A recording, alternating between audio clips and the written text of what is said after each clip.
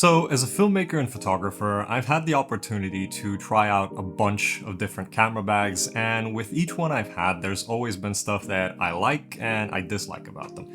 And at this point, I feel like I've got a pretty good idea of what features I look for. So a few weeks ago, a company called Besnfoto sent me their Adventure Series camera backpack to kind of try out and see what I think and make a review if I like it. And after using it a bunch over the past 2-ish months, I think that this is now my favorite camera bag I've had so far. Keep in mind they did send it to me for free, but this video is not sponsored and I get to say absolutely anything I want about it and they don't get to see it before I upload it. And I know some people are skeptical when it comes to gear reviews like this one, but I'm not trying to sell you this thing. I could have made this video right after I got the bag, but I wanted to actually spend some time testing it out and bringing it with me on projects to see what I like about it and what I think they could have done better. So at this point, I feel like it ticks almost all of the boxes that I look for in a camera backpack, and I genuinely like it, so I wanted to share it with my fellow camera bag nerds out there. So starting with the outside, it looks really clean and stealthy, and that's a big thing for me personally because I don't like it when camera bags stand out as being obvious camera bags. It might not be a look that everyone is a fan of, but I actually think it looks really cool. The material it's made of is water resistant, and I've used it in light to medium rain and my gear has been completely fine inside of it. It's also got water sealed YKK zippers all around the outside, so that helps a lot. That being said, I don't think it's 100% waterproof, so if you're in really rough conditions, you might want to use the extra rain cover that comes with it. In terms of how the backpack is put together, it genuinely feels like it's good quality, but I guess I'm gonna need more time to see if that's true or not in the long run. All around it, you've got loops that you can use to hang accessories on the outside of the bag. And if you want to make sure that they don't move around too much, there's also 2 straps that are included that you can use to tie stuff down. Another feature I love about this backpack is the fact that it has a tripod or a water bottle holder on both sides. And this is really big for me personally because with the other camera bags I've had, there's always only been one of these. And that's really annoying because if I want to go on a hike or something and bring both a tripod and a water bottle, I have to decide which one gets the pocket and then I have to worry about what to do with the other one. It feels like such a simple thing to fix, but for some reason so many brands that make camera bags just don't want to do it. The back and the shoulder straps are also really nice. They are well padded and have good airflow, and there's a chest strap that's magnetic and works pretty well.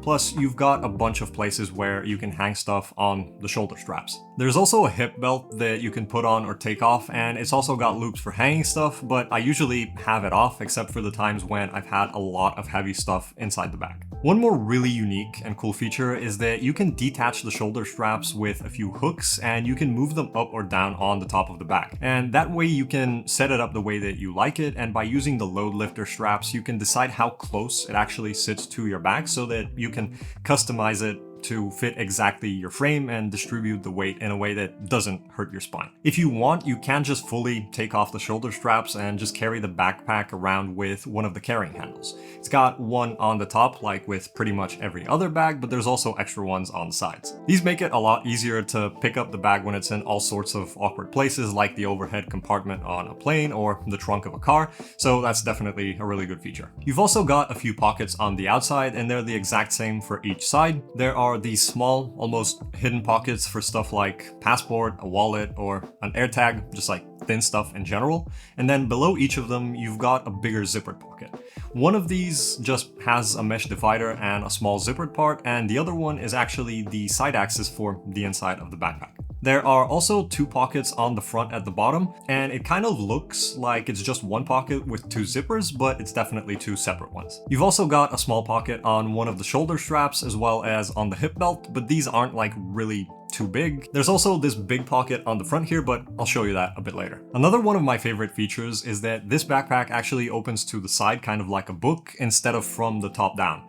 And I can't tell you how much I hate backpacks that you have to open lengthwise because it's so annoying, especially if you're in a tight space like a car or if you just don't want to be tripping people on set. Now, the inside of the bag also has a bunch of cool stuff as well. The first thing that you'll see when opening it is the laptop compartment, and this has 2 sections on the inside and it can definitely fit a 15-inch laptop, but I'm not sure about a 17 because I don't have one to test it with. Then you have a panel with a few mesh and zippered pockets for extra accessories, and it's just held in place with some Velcro. When you flip it over, you get to the main compartment, and this is how I've set it up, but it usually looks a little bit different. You've got a bunch of Velcro dividers, and there's a big one in the middle that basically separates the backpack into 2 compartments. You can set these up however you like, but the big one in the middle is pretty much only meant to go there because it can't really fit anywhere else. As you can see, this is a lot of space that you could fit a ton of gear into, and I've got mine set up this way because it works well for me, and I want to have access to the side opening. Everything on the inside is really well padded and feels very secure, so I personally feel pretty confident throwing in all of my equipment in here. So another cool thing is something that I haven't seen on other camera bags, and it's the fact that it has a detachable drone pad. And it's that panel with the extra pockets that I showed you a second ago. If you unhook the Velcro on both sides, you can take it out completely and you can use it as a level surface to take off with your drone. Now, I don't actually own a drone. Usually if I need one, I'll just rent it or borrow it from a friend, but if you've got one, this feature might be really useful. That being said, something that I personally plan on using this for is kind of like as a gear setup station when I'm outdoors. Most of the time, if I'm in the forest, for example, I'll have to take out my camera and look for somewhere to set it down while I take out all of the other things that I'm going to be rigging it with. I might have to find a smooth rock or something that I can use while I set up top handles and side handles and monitors and microphones and so on. And in most cases, my camera ends up getting dirty anyways, but with this thing, I feel like I might not have that issue anymore. Also, earlier I said that the inside of the backpack is set up a little bit differently by default, and the reason for that is that it comes with an extra insert that comes in the bottom section that turns into its own separate shoulder bag. Now, I personally don't like having this in the main backpack because I prefer having access to all of the space inside, and instead what I'll occasionally do is I'll just throw a few extra pieces of gear into the small bag and carry it around separately. You can use this as a drone bag, or if you're traveling and you want to leave the main big backpack at the hotel and have something small to carry your gear. It's got a shoulder strap included with it, so you can carry it around pretty easily. Plus, if you prefer having it in the bottom compartment of the backpack, the small bag also has its own side axis that you can unzip so that you can reach anything inside of it by opening the side axis of the backpack. And this essentially means that even if you've got the small bag inside the backpack, you don't really lose your side axis. Finally, I want to talk about something that I didn't show you at the start of the video, but I mentioned it, and that is this outside big pocket. If you undo the 2 zippers on it, you can fold it down and you essentially get an extra expandable compartment. When you flip over the top part, it snaps together with a few little magnets that are hidden around the bottom so that it doesn't flop around when you walk. It's also got water-sealed YKK zippers, and you can open the whole thing down the middle, and it's not the biggest thing in the world, but it can definitely be very useful. I definitely think if they found a way to make it have just a bit more space, it would be an even better feature, but maybe if they ever make a second version of this backpack, that's something that they can consider. You could use it for something like a gimbal, some snacks, or maybe a few extra pieces of clothing when you're traveling somewhere, or just as a place to store your jacket when you're hiking.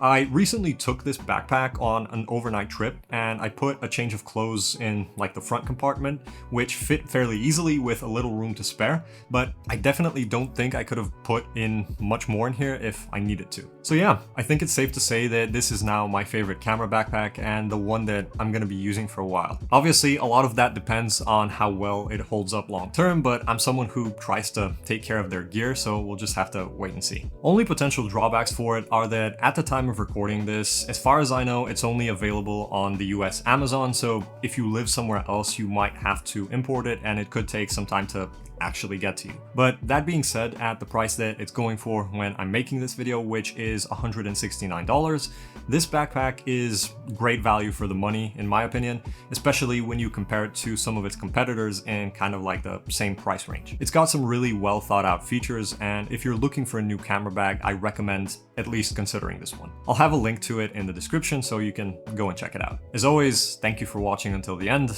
If you've got any questions, leave them in the comments below, and I'll try to answer if I can. I'll see you on the next one.